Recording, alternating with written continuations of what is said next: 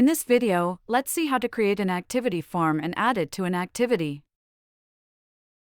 Head to Activity Forms in the My Company settings. Enter the form title in the title field. Click the Save button to save the form.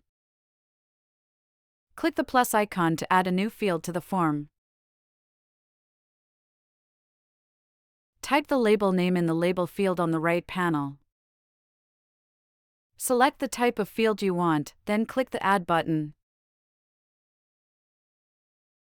You can also copy and paste text and make it a long label format. Click Save to save the field.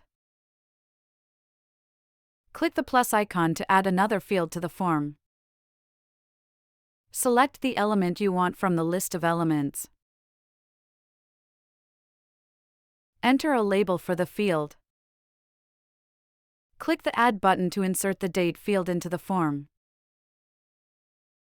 To add the new activity form to an activity, click on the Activities tab in the navigation bar. Click the Settings icon next to the activity. Select the Attach Form dropdown. Select the new activity form from the dropdown list. Click the Save button to save the changes.